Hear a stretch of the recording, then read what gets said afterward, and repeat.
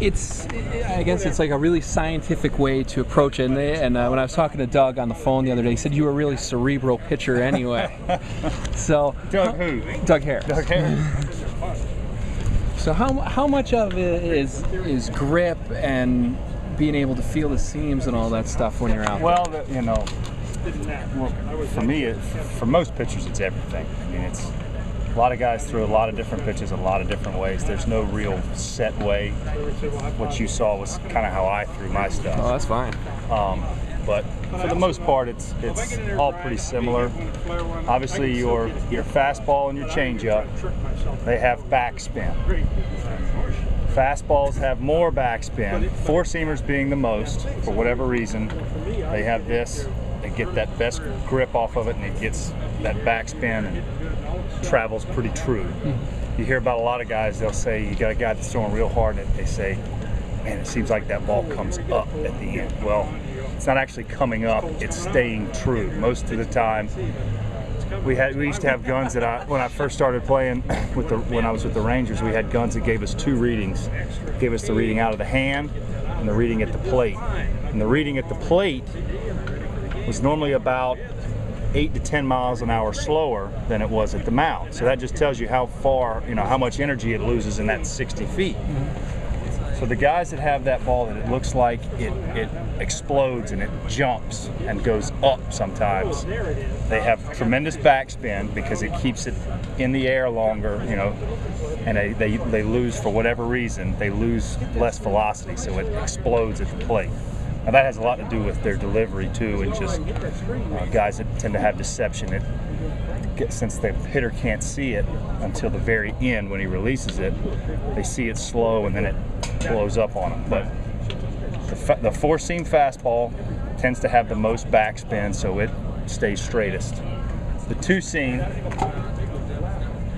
if you have a tendency to throw it and come off it first, lefties we pronate anyway more than righties. That's why most lefties have that arm side run. So when we pronate that extra little bit, the spin's a little bit looser, which doesn't keep it in the air as long. And with the difference of the seams, just throwing it like that, it tends to go arm side and have some depth to it, the good ones at least. Change up, it's the same thing. We have a loose grip, and obviously because we have more skin on it, you get more friction. Friction equals less velocity. And again, because it's a nice loose grip, we get less backspin. So it's a looser spin than even the two-seamer, which again, gives it that depth. The breaking balls, you tend to have top spin on it. Curveballs, you get over the top of it and pull down. And with our hand being here and not behind it, it's not on the side, is not technically the right word, because we talk about you don't want to get on the side of the baseball. So you want to still be on top, but instead of getting that pull backwards, we get the pull over it. So it gets that good top spin. And when you get that good top spin, that you play tennis and ping pong and you hit that top spin and it goes, and that's how you get that downward action that's quick. Now I've heard people say that it's an optical illusion. I don't know. I think there's actually been scientific studies done to see if a breaking ball, curveball slider moves. I think it does. I just, I watch guys like Barry Zito and who have those just absolute crazy breaking balls that go up and finish. They start out over the hitter's head and they finish it at shoe tops. I'm thinking, that's got to be moving a little bit. That can't just be an optical illusion.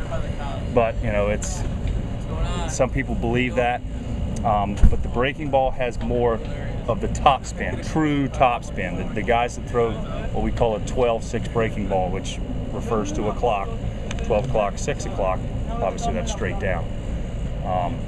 Most of your breaking balls, lefties tend to be 11 to 5, somewhere in there. Righties 1 to 7. Now your slider, you get more side spin. So it's spinning, instead of having that spin like this going down, it's spinning more like this. Still with the top spin, you're still here, so it's going to boom and come out like this. Seams grip the air, boom, down. So it's all in that top spin being more this way, more of the, like we were saying, that's more 2 for, it's more 2 to 7, 2 to 8, excuse me, and that's going to make it go this way. Same thing with the cutter. The cutter has even more sideways spin, so it has less depth and moves sideways. Your split fingers, same principle as a change-up. It has very loose spin. You can see it. Sometimes it will, a little bit like a knuckleball, waffle, what we call waffle, and sink. Now the knuckleball, forkball, same thing. It's just a little deeper. I don't have big enough hands to throw a forkball, but a split finger's kind of around the seam. Forkball, you're probably splitting it in half, and that's going to have a lot of tumble. That's real loose. Now the knuckleball, there's been a lot on R.A. Dickey the last couple days, and listening to him, that's kind of where I'm getting some of this. But he talks about how when he's on that night, if he sees the knuckleball, ideally it's going to sit, and you're going to be able to read it. And a lot of times you can't. You see, in this case, New York Penn League coming at you, and in the big leagues you see MLB coming at you. But because the seams are, have a tendency, just through wear and tear and being they're uneven, the ball's not perfectly. The ball is not perfectly spherical, so as that air hits it, it's going to do different things.